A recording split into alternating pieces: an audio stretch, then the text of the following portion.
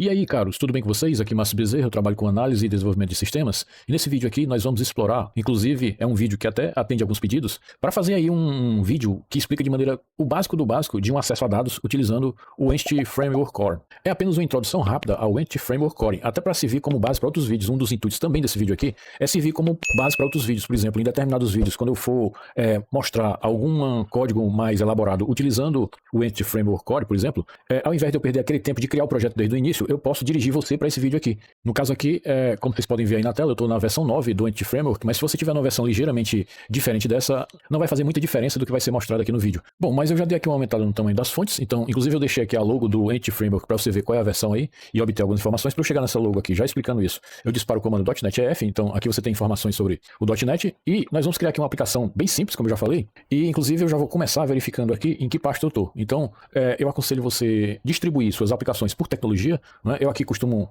brincar com várias tecnologias, já trabalho profissionalmente com isso há vários anos, né? Mas ainda assim eu costumo, às vezes, codificar em algo que não é o que eu realmente faço no trabalho, assim, para conhecer, para fazer comparações, etc, né? Bom, e como nós vamos criar aqui uma aplicação Blazor, eu já vou procurar aqui a pasta Blazor, já estou vendo que tem uma pasta Blazor ali, então eu vou entrar nela. Eu acredito que eu possa aumentar mais um pouco o tamanho das fontes, mas não vai nem adiantar porque a gente não vai ficar muito tempo aqui. Bom, para criar uma aplicação no .NET, a gente dispara o comando .NET New. Se eu deixar apenas assim, então aqui você tem uma lista de workloads mais utilizados para desenvolver com .NET. Então aqui você encontra, por exemplo, Console, WinForms, Blazor, que é o que nós vamos utilizar, WPF, ClassLib. E se você fizer assim, .NET New List, você aqui vai ter uma lista mais abrangente de templates, muita coisa interessante. Eu já tenho aqui um vídeo no canal que explica do básico ao avançado, é um vídeo bem completo de Blazor, que ele sim, ele mostra esses detalhes. Por exemplo, ele fala sobre os workloads possíveis, fala sobre as melhores extensões para serem utilizadas no projeto, fala inclusive sobre acesso a banco de dados, sobre como utilizar os perfis. Para eu ir direto ao ponto nesse vídeo, e de maneira que ele não fique um vídeo muito grande e extenso, eu aqui vou passar direto nesses pontos aí. Mas eu vou deixar passando o card aqui no vídeo nesse momento, desse que eu acabei de falar. Só que eu pediria que você continuasse assistindo esse vídeo aqui, esse atual, e apenas marcasse o do card para ver depois, que é também um vídeo muito importante. Bom, então, para criar um novo projeto no .NET, você dispara .NET New, você escolhe um daqueles workloads da lista que eu mostrei, por exemplo, nós vamos escolher o Blazor. Após isso, você pode definir o O, que é um output, nesse caso aí, a pasta onde você quer criar o projeto. Então você definiria aqui o nome da pasta, e você opcionalmente também pode utilizar o N, então aqui você está definindo o nome do projeto. Praticamente ele faz a mesma coisa, ele vai criar uma pasta baseada no nome do projeto que você colocar aqui, mas nós vamos utilizar a opção "-n", então a gente vai criar aqui algo, você pode colocar qualquer nome aí, a gente vai colocar, por exemplo, Basic EF, porque é um projeto que nós vamos utilizar Entity Framework aqui, Data Access, acho que a gente pode deixar esse nome aí. Então a criação do projeto costuma ser bem rápido, então na verdade ele já criou, e nós vamos entrar na pasta do projeto que nós acabamos de criar, e nós vamos utilizar aqui o Visual Studio Code para codificar. Ele já abriu aqui em outro monitor.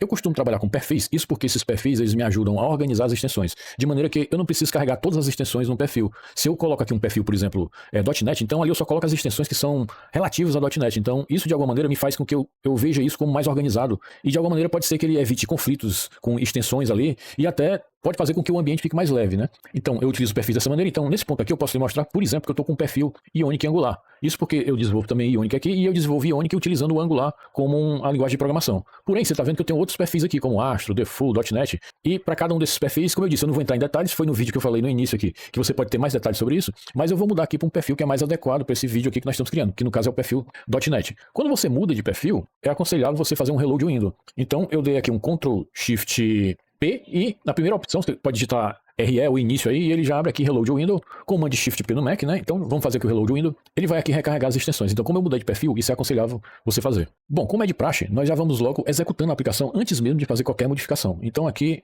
eu dei um Ctrl aspas simples para abrir aqui o terminal, esse terminal aqui embaixo. Então primeiramente vamos verificar se tem erro na aplicação. Para isso a gente vai disparar o comando .NET Build. Isso, esse comando, eu vou até aumentar aqui a fonte mais um pouco, tá gigante para mim aqui, mas acredito que dê para desenvolver assim. Então como você vê, aquele comando que eu fiz, ele faz a compilação e ao mesmo tempo verifica se você tem algum warning ou algum erro. Inclusive eu não gostei muito da saída. Vamos novamente aqui, porque eu não entendi ele. Realmente parece que ele mudou a saída, porque ele não tá dizendo, ele só tá dizendo esse. Antigamente ele dava mensagem se tinha zero warning, zero erro. Mas tudo bem, mas o comando é esse aí, .NET Build. Eles estão sempre atualizando. O .NET Build, de costume, ele é utilizado para que você possa saber se a aplicação tá ok antes mesmo de executar a aplicação. Isso porque no comando .NET Watch ou .NET Run, que você geralmente utiliza para executar a aplicação, ele já faz o .NET Build. De qualquer maneira, nós vamos fazer os dois comandos aqui. A gente vai executar a aplicação. Para executar, você pode disparar o comando .NET Run, mas isso aqui é mais utilizado numa aplicação console, numa aplicação Windows, não é? Mas numa aplicação web, é melhor que você utilize o .NET Watch. Por quê? Porque nesse comando, como você está vendo aqui logo no início, o que ele está dizendo aqui, deixa eu ver se dá para pegar, ele cria aqui um hot reload e possibilita que você faça, por exemplo, um restart com Ctrl R também.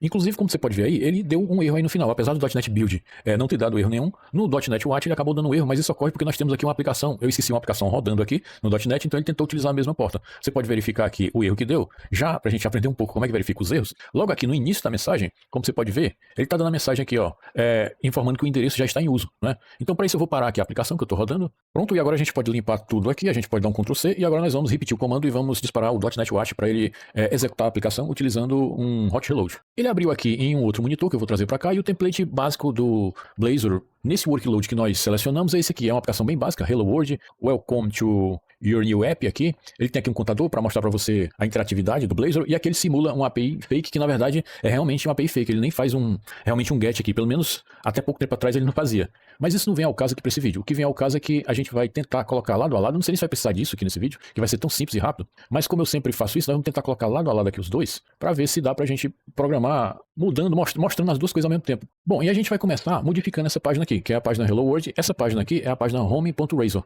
Então, por que ela tá aparecendo aqui logo no início, né? Isso porque, vamos entrar nessa página, se eu der um Ctrl P aqui, Command P no Mac, digitar home, como a aplicação tá pequena, a única página home que nós vamos ter é essa aqui. Então nós estamos nessa página, como você pode ver, aqui as aparências, né? Você tá vendo, eu tô tentando colocar os dois juntos aqui. Eu tenho um Hello World aqui, tenho também um Hello World aqui, note a mensagem de Welcome, aqui é a mesma mensagem, então é a mesma página. Mas por que essa página, ela tá aparecendo como primeira página? É porque você pode ver aqui em cima, e tem um negócio bem interessante. Você tá vendo que eu tenho uma arroba page que aponta pra cá. É dessa maneira que você cria as rotas no Blazor. Então, como nessa rota eu não coloquei nada, não coloquei barra, alguma coisa aí, como eu coloquei só a barra, então ele entende que isso aí é a página inicial da aplicação. Do mesmo jeito que no navegador aqui, quando eu acessei e digitei aqui o endereço, note que aqui não tem nada depois do endereço, né? Mas subentende-se que tem uma barra aí depois do endereço. Agora, depois dessa barra aqui é que não tem nada. Então, isso simboliza que eu estou querendo acessar a página inicial da aplicação, que pro Blazor é definida dessa maneira aqui. Então nós vamos, como isso aqui é uma aplicação bem básica, a gente vai começar logo mudando esse nome aqui só para dar uma descrição para a aplicação. A gente pode colocar aqui, por exemplo, code total, como eu sempre costumo fazer, a gente coloca 2 pontos aqui e alguma coisa bem descritiva, por exemplo, banco de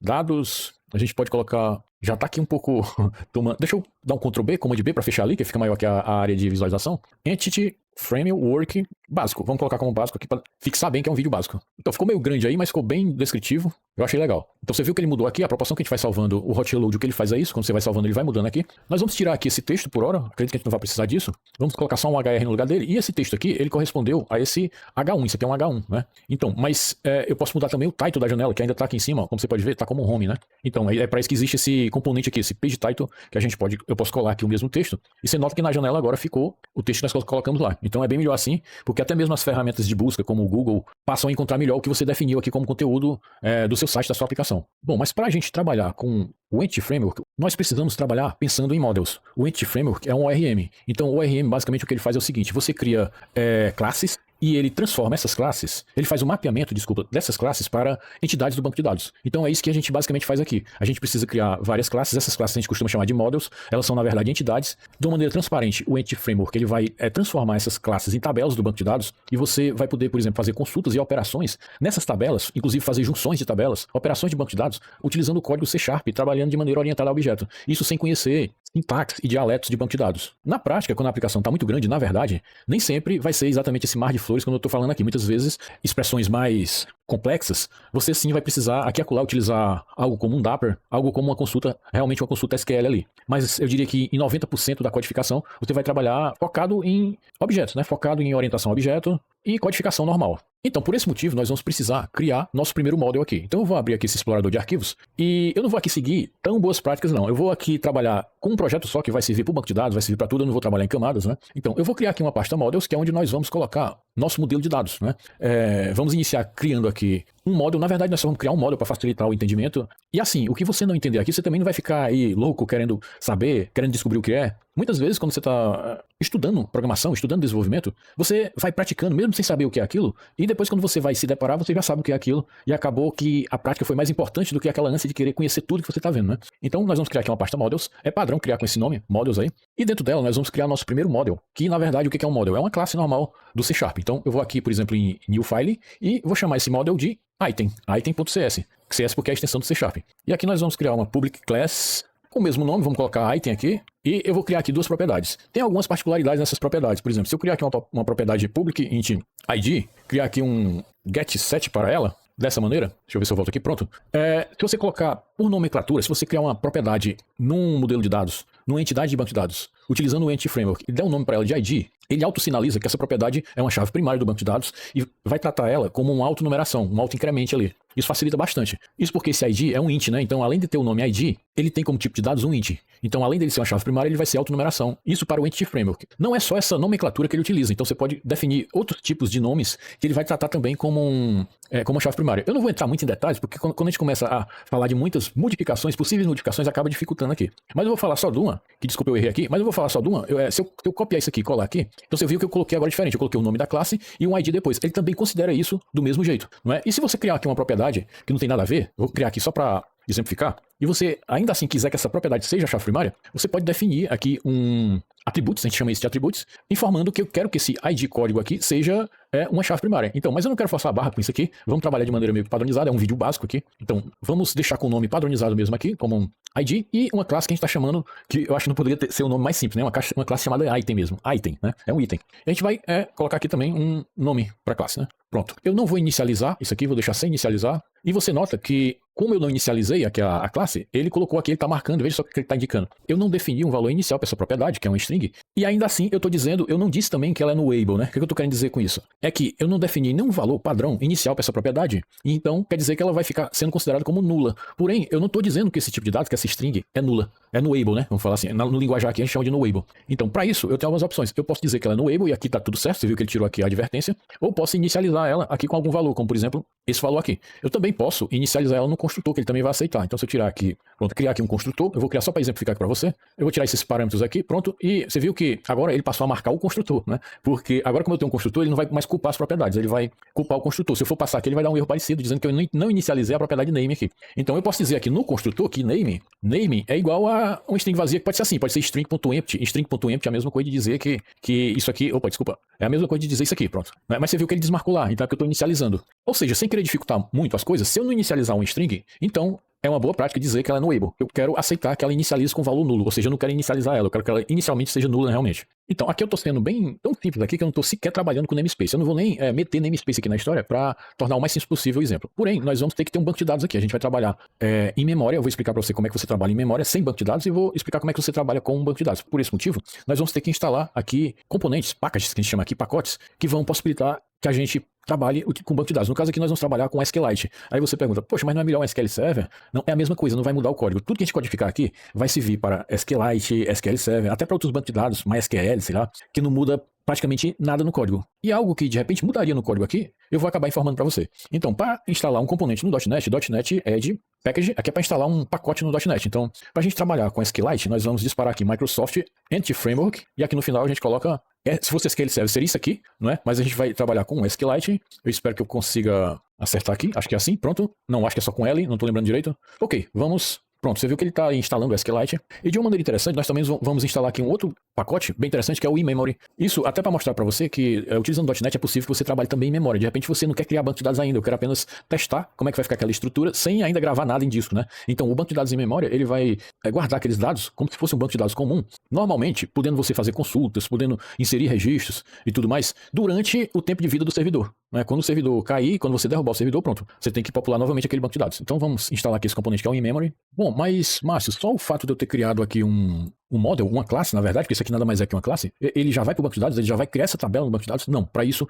a gente tem que criar aqui o que a gente chama de contexto. A gente tem que criar aqui um DB Context. E é nesse DB Context que você vai informar tanto quais são as tabelas que vão participar, as classes, como também você vai poder, de uma maneira fluente, informar regras. Regras, por exemplo, de campos que você não quer que sejam nulos, de campos que você quer que seja chave primária, de relacionamento, mas eu estou falando muito aqui, vamos para a prática que é melhor. Então nós vamos criar aqui nosso DB Context, new file, a gente vai chamar aqui normalmente de app, DB Context, você pode colocar qualquer nome aí, e eu vou colocar com .cs no final, que é um arquivo C#, né? Bom, então aqui a gente vai, public é uma classe também, praticamente quase tudo no C# é uma classe, né? Então, só que a diferença é que essa classe, ela herda de DB Context, mas como é que eu vou poder importar esse DB Context aqui? Se você dá um Ctrl P, Command P, você está vendo que eu vou poder importar do Microsoft Entity Framework Core. Por que eu estou podendo fazer isso? Porque eu acabei de instalar ali aqueles componentes, o SQLite e o in-memory, porque esses componentes, quando você instala eles instalam também o Entity Framework Core, já que eles precisam, são dependentes do Entity Framework Core. Então, a gente pode utilizar aqui, e você nota que inclusive eu não gostei aqui do nome, que ele até está marcando, ficou meio, eu vou só corrigir aqui, e se eu corrigir aqui, eu vou já explicar o construtor, preciso corrigir aqui no construtor,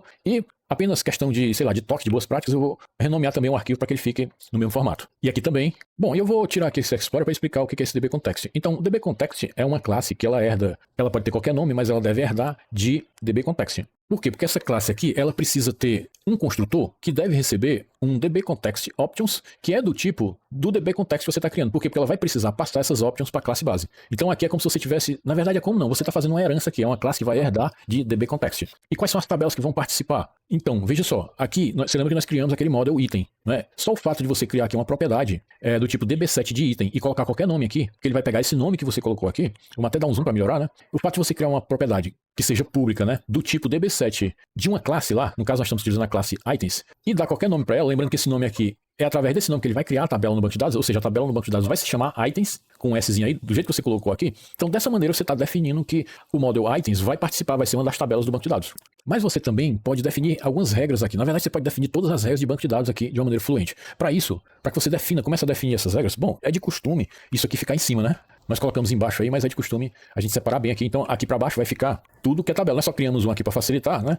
As outras tabelas vão ficar aqui embaixo, então vai ser uma lista aí de tabelas, né? Geralmente, tendo raras exceções, você não vai codificar aqui dentro, não. A gente vai apenas fazer aqui, passar para a classe base as opções que nós recebemos. Então, aqui no construtor, salvo raras exceções, a gente não vai mexer nela. Mas a gente vai fazer aqui um override num model creating. Pronto. Nesse override aqui, o que você vai colocar dentro desse override é que são as regras que eu estou dizendo. Aqui é que você vai modificar. Não vamos criar umas regras aqui inúteis só para exemplificar para você. Como, por exemplo, a gente pode, por exemplo, é sempre nesse formato. Model builder .entity. Qual é a entidade? Item, a tabela item.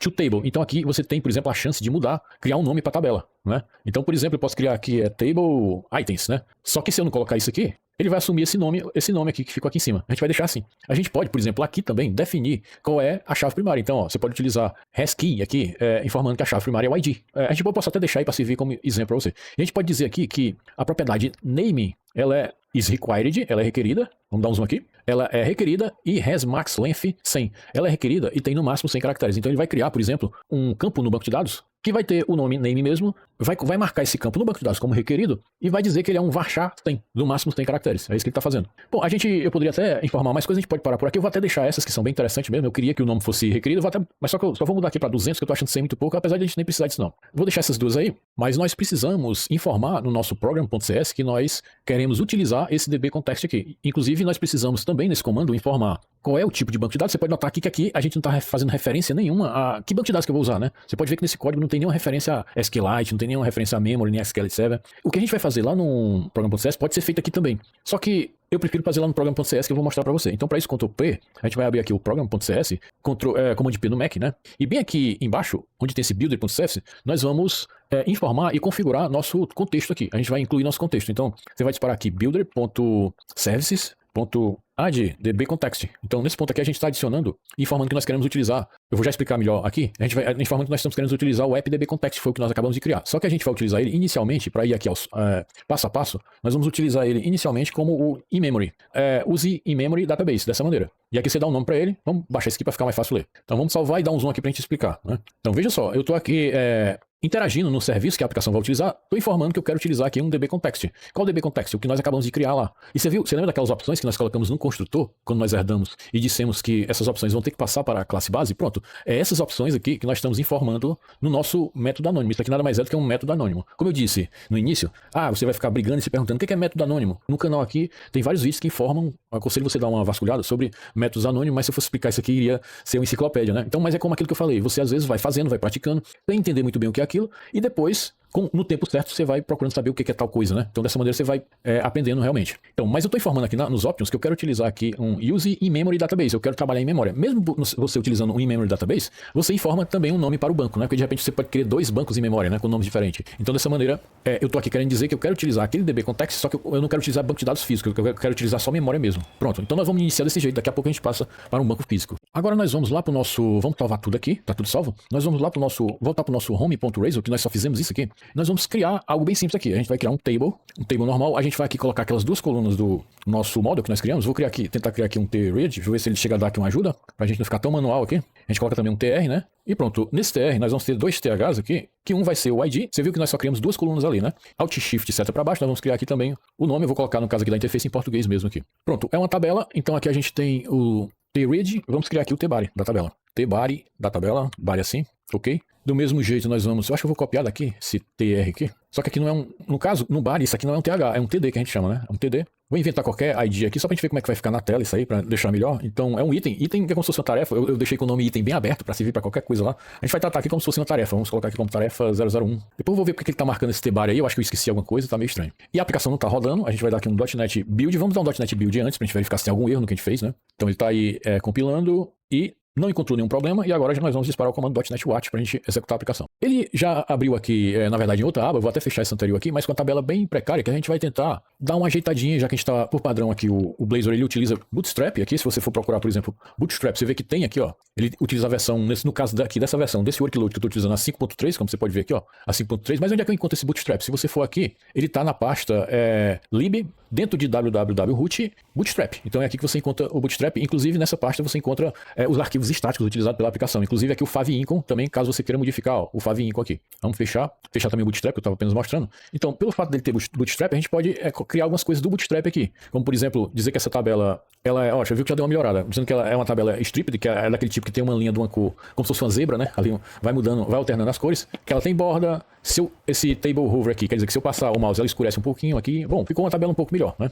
A gente vai criar aqui alguma coisa interessante, como por exemplo, a gente vai criar um P aqui embaixo com a quantidade de itens, né? Apenas para você aprender um pouquinho sobre a quantidade de itens aqui. Quantidade de itens, que eu vou colocar aqui como 0. Tudo isso vai ser preenchido com os dados reais. Eu estou apenas aqui mostrando como é que vai ser aqui a interface. Ó, você viu que ficou aqui a quantidade de itens aqui embaixo e a ideia aqui, nós vamos criar uma tabela e não poder popular essa tabela. Nós vamos criar aqui, de uma maneira bem simples, vamos dizer assim, entrada de dados para que você possa popular a tabela. Aqui embaixo, a gente vai criar aqui uma div classe que tem um class role, ok? E vamos criar aqui uma div que vai ser um call 6, né? Ou seja, ela vai pegar metade da tela, essa div aqui. Aqui a gente vai criar um input, vamos ver como é que tá ficando daqui a pouco, um input tipo type text aí. E vamos duplicar isso aqui, porque a gente vai querer Shift Alt seta para baixo, vamos duplicar isso aqui, porque a gente vai querer criar aqui um botão, que a gente vai colocar aqui como adicionar item, né? Pronto, um botão para adicionar item, vamos ver como é que tá ficando aí. Então ficou bem feio mesmo aqui, mas a gente vai dar uma ajeitada. Por exemplo, no input, para ficar melhor, o Bootstrap tem uma classe lá que é a form control, ele deixa o input um pouco melhor, né? Então você viu que ele pegou até um tamanho melhor aqui. E no button, a gente pode também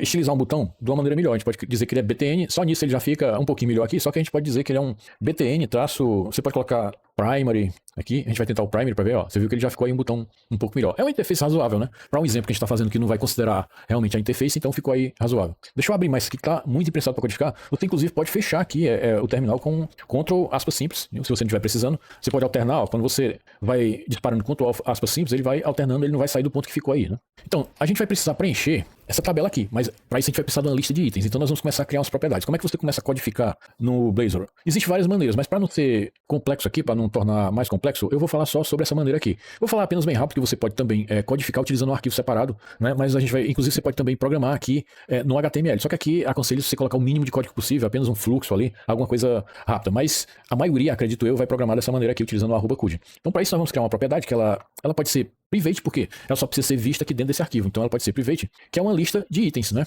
Nas novas versões do C#, nas versões, se eu não me engano, a partir anteriores à versão 10, se eu posso estar enganado aqui, você pode me ajudar aí nos comentários, você tinha que instanciar uma lista dessa maneira. Então, aqui é o seguinte, eu criei lá o model items, então, fazendo isso, eu estou querendo dizer que isso aqui é do tipo lista de itens, lista daquele model, então estou declarando aqui uma variável chamada items, e estou instanciando ela aqui, eu estou dizendo que essa variável aqui é um new lista de itens, só que no C# versão mais nova, você não precisa mais fazer isso, ele é inteligente a saber que se o tipo é um list item, então você só coloca o new aqui que ele já sabe instanciar a lista. Já que o tipo é esse aqui, ele não poderia colocar outro tipo ali. Então você escreve menos e fica mais legível, acredito eu. Nesse ponto nós já temos recursos aqui, nós já temos uma lista de itens, a gente já tem recurso para poder popular essa tabela aqui. Então para popular, o que a gente precisa fazer? A gente precisa repetir isso aqui, né? Você concorda comigo? Eu vou até salvar para você ver aí, ó. Não, se eu salvar, o que ele faz? Ele está populando a tabela, porque eu estou repetindo aquilo. Então você já sabe que o que precisa ser repetido é esse tr aí. Então, vamos fazer um loop nesse tr. A gente faz aqui um for each var item. Eu estou criando aqui uma variável chamada item, que ela é um dos itens do itens. O que é o items? É aquilo que a gente criou aqui embaixo, que eu já mostrei pra você. Então é aquela propriedade que a gente criou. Então, eu tô fazendo um loop nela aqui, é um loop que vai ocorrer aqui. Então, para cada volta do loop, eu tô criando um tr, abrindo e fechando, e tô colocando aqui o id do item e o nome, que inclusive foi feito errado aqui, que não é nome que a gente criou em inglês, né? E eu esqueci de falar, eu costumo programar em inglês, eu conheço muitos desenvolvedores que programam em inglês. Posso até arriscar dizer que é possível que a maioria deles programe em inglês, então é aconselhável para você que está iniciando já ir se familiarizando com códigos escritos em inglês, né? Apesar de que eu tenho também companheiros que trabalham com isso que preferem o português. Mas o que vai importar aqui não é o português ou o inglês, é você entender a lógica que é mais importante, né? Então aqui você viu que a gente já corrigiu, colocou name aqui. Nós já podemos também definir a quantidade de itens, porque aqui no list item ele já tem uma propriedade interessante. Se você quiser escrever alguma coisa aqui no código em substituição, não é? Ou seja, entre aspas, cuspir alguma coisa aqui dentro do HTML, uma variável, o valor da variável, você coloca um arroba, né? Então a gente pode colocar arroba items, que é a propriedade que nós criamos lá embaixo, ponto count. Ele tem essa propriedade count e isso já dá pra gente a quantidade de itens, né? Bem simples. O .NET ele facilita bastante o desenvolvimento. Então, para a gente fechar aqui nosso exemplo, praticamente deixar quase finalizado, a gente só precisa criar aqui um método que vai adicionar um item na lista de itens. Então, nós vamos criar esse método agora. A gente vai criar aqui, ele pode ser private, desculpa, ele só precisa ser visto aqui também na classe. No início, ele vai ser void, porque a gente não sabe se ele vai precisar ainda retornar alguma coisa, a gente vai chamar ele de add item. Vamos chamar ele de add item e nós vamos abrir e fechar aqui. Pronto, só que esquecemos uma coisa, a gente precisa ter, você sabe que o item tem ID e name, né? A gente precisa ter o texto que a gente vai colocar ali no name para adicionar o item. Então nós vamos criar aqui uma propriedade que é chamado, que a gente vai chamar aqui de, ela é do tipo string mesmo, pode ser no able, e a gente vai dar um nome aqui de new item name, só para ficar mais descritivo aí. E vamos inicializar ela, vamos deixar ela mesmo no able mesmo, nulo mesmo, dessa maneira, né? Então, eu tô com um probleminha aqui na indentação, que às vezes ele não consegue, né? Então, eu vou tentar indentar aqui manualmente. Nós temos, o que nós vamos adicionar como name vai ser essa propriedade que nós criamos, mas onde é que eu vou definir o valor dela? A gente vai fazer um bind aqui. Então, veja só, se eu digitar aqui no input, @bind, new item name, dessa maneira aqui, como você pode estar vendo, deixa eu ver se eu consigo até derrubar aqui, dá pra ver melhor. Então, se eu colocar aqui no input um @bind e uma variável, significa que eu estou fazendo um bind aqui.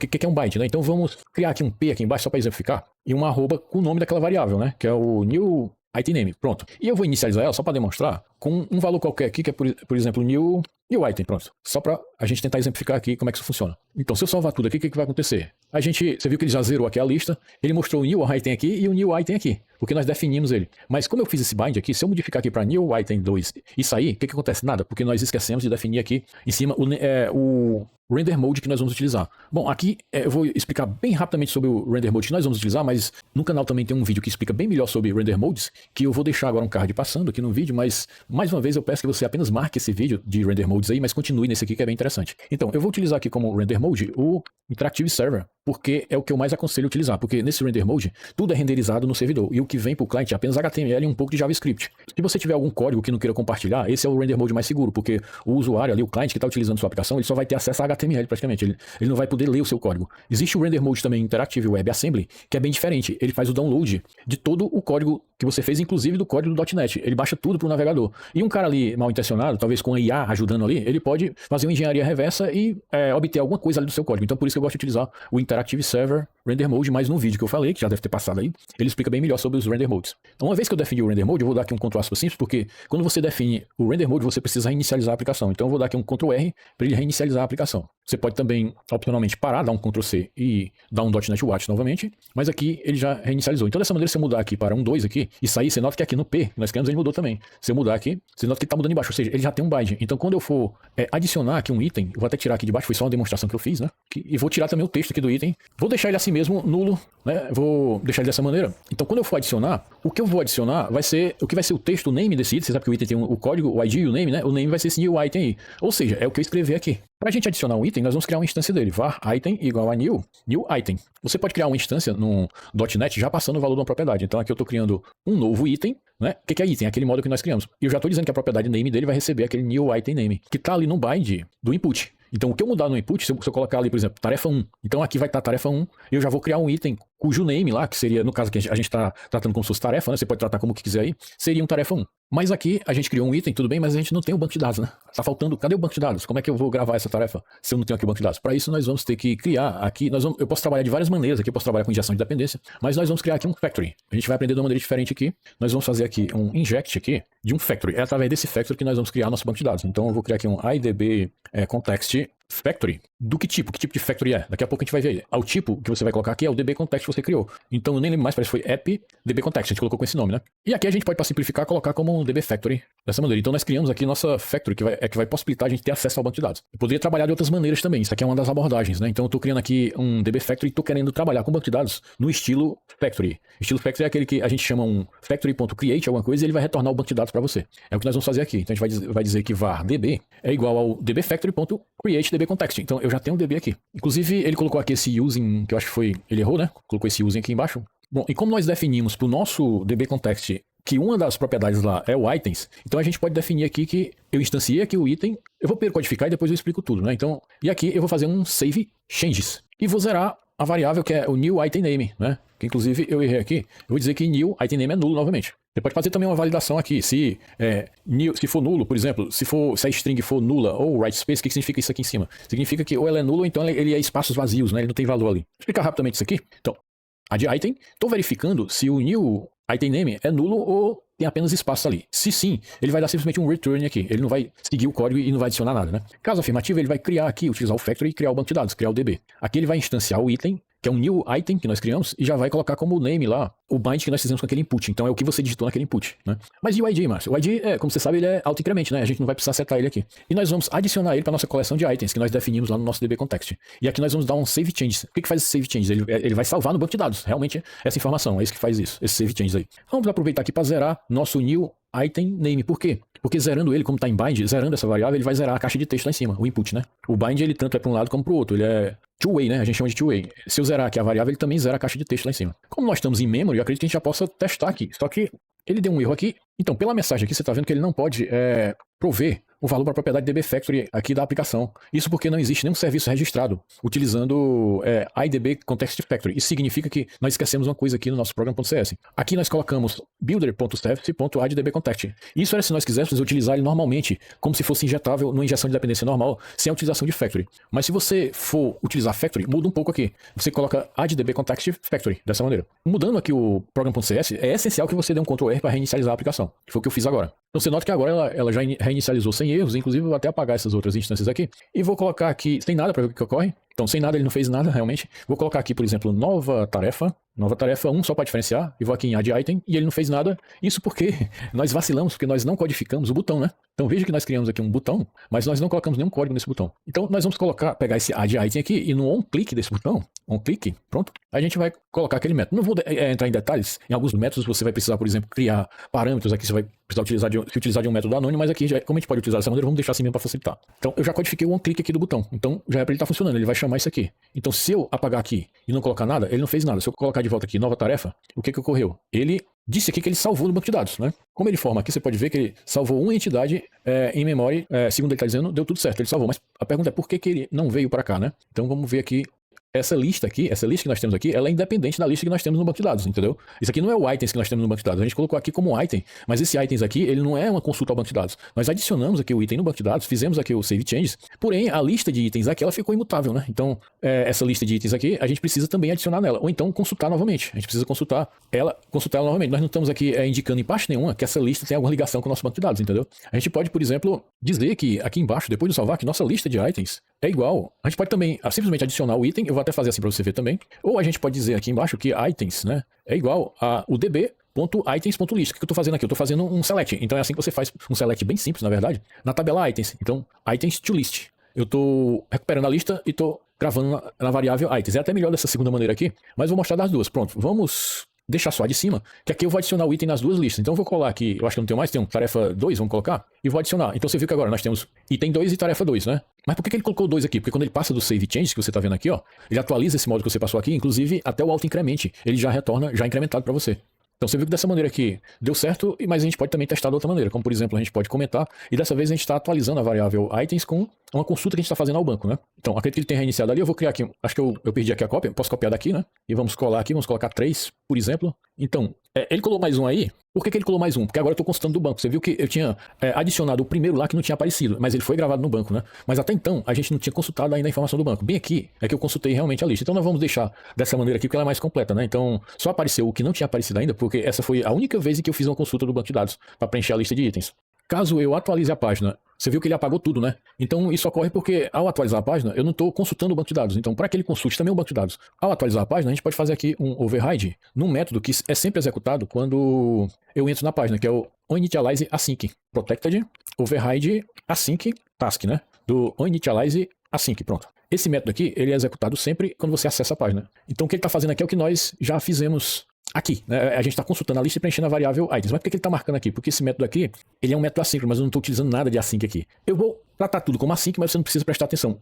Você pode olhar para esse código aqui, que eu acredito que você pode revisar esse código. A gente pode parar por aqui, que é isso que você tem que realmente aprender. E eu vou aqui apenas, porque eu acho que é essencial isso, vou tornar tudo assíncrono, mas você pode fixar como se a gente tivesse parado por aqui, é isso que eu tô querendo dizer. Então, eu vou fazer com que a lista fique assíncrona aqui, vou colocar um await, que vai dar a mesma coisa, a diferença é só que esse método aqui está sendo chamado de maneira assíncrona, que isso dá mais fluidez nas execuções, inclusive a própria Microsoft, ela aconselha que você trabalhe de maneira assíncrona, dessa maneira aqui. Então, eu vou mudar poucas coisas aqui no Save Change, vou chamar a versão assíncrona aqui também, vou colocar um await, é na verdade pouca coisa que eu vou mudar, eu vou tentar não mudar muita coisa aqui, ele só tá dando erro aqui, porque agora esse método ele precisa ser async, então eu vou colocar async task aqui, não é? E pronto, a gente pode parar por aqui, aqui eu só cortei aqui o D de DB, né? Pronto, a gente já pode salvar tudo e dar aqui um restart. Vez por outra, quando você trabalha numa aplicação Blazor, ele às vezes não consegue fazer o hot reload e pergunta se você quer restartar a aplicação. Então você pode responder, por exemplo, yes ou A, para sempre ele fazer isso e não perguntar mais, né? Então aqui ele já reinicializou a aplicação. Vamos colocar aqui tarefa 01, aqui adicionar, você viu que ele já adicionou ali. E uma diferença é a seguinte, eu vou adicionar mais um aqui, só para não ficar só essa. E você viu que zerou, né? Porque nós estamos utilizando um in-memory ali. Então, adicionou duas. A diferença é que quando eu for agora atualizar a página, eu vou atualizar aqui a janela do navegador, veja o que aconteceu. Eu não perdi as tarefas, né? As tarefas estão aí. É porque agora eu estou consultando as tarefas aqui, né? Também no initialize. Quando eu atualizo aqui, ele está chamando o initialize. Né? Bom, mas a gente aqui está trabalhando em memória, mas o ideal do vídeo é realmente trabalhar com um banco de dados real, no caso com SQLite. Vamos mudar aqui um pouco, eu vou inclusive parar aqui a aplicação. Então, mas a gente vai trabalhar agora com SQLite. Vai mudar pouca coisa. Como eu disse, então, eu tinha prometido o que vai mudar de banco para banco, né? Praticamente, nesse exemplo, praticamente não, só vai mudar isso aqui. É só isso aqui que vai mudar. Por exemplo, de memória para SQLite, o que eu vou fazer? Eu vou dizer que eu quero use SQLite, só vai mudar essa linha aqui. Só que para o SQLite, eu tenho que informar aqui qual é o arquivo. Então, o que muda é a conexão, a string de conexão, então eu tenho que dizer aqui qual é o arquivo que eu quero utilizar. Eu vou colocar aqui, por exemplo, um data source, como pode ser appdb. Eu não vou nem criar essas propriedades extras aqui, vou deixar só assim mesmo. Então, se fosse o SQL Server, seria praticamente só colocar aqui, use SQL, eu vou colocar só para você ver aqui, use SQL Server dessa maneira, e a string de conexão do SQL Server, ela não era assim, ela ia mudar, então o que muda é praticamente isso aí. Todo o código raramente vai mudar de banco para banco, então você pode até estudar tranquilamente utilizando SQLite, que é a mesma coisa que você está utilizando, estudar utilizando o SQL Server, utilizando o Entity Framework. Mas eu vou voltar aqui para o SQLite, ok, então a gente vai criar um banco chamado app.db, eu não vou nem colocar configurações adicionais aí não. Pronto, seria só isso, mas não é só isso, mas eu vou deixar que ele dê um erro aqui pra gente ver o que ainda precisa ser feito, né? .NET Watch para reinicializar a aplicação. E ele vai reiniciar, só que ele deu um erro que eu esperava que ele desse esse erro, bem interessante, veja só que erro ele deu. Ele está dizendo que não conseguiu encontrar uma tabela no Search Table Items. Sim, porque sequer o banco existe, né? Se você for ver aqui na lista de arquivos, na verdade ele até cria o banco, né? É bem interessante que ele até cria o banco. Porém, nada aqui que nós fizemos indicou que a gente queria definir diretamente que ele criasse o banco. Então, a gente vai criar aqui um código aqui no program.cs que vai possibilitar que ele crie o banco de dados. Então, bem aqui, é um código que é meio que uma receita de bolo, é sempre padrão esse mesmo código. Eu vou colocar using var. Posso até colocar dessa maneira aqui, deixa eu tirar aqui para você ver melhor, que eu vou explicar esse código. Esse código nada mais está fazendo do que criando um banco de dados. Então é o seguinte, eu estou criando aqui um scope utilizando using var. Depois você pode dar uma estudada no que é o using aqui, mas basicamente o que ele faz é criar uma instância de alguma coisa e assegurar que ao sair desse scope aqui vai estar tudo limpo, é basicamente isso que ele faz.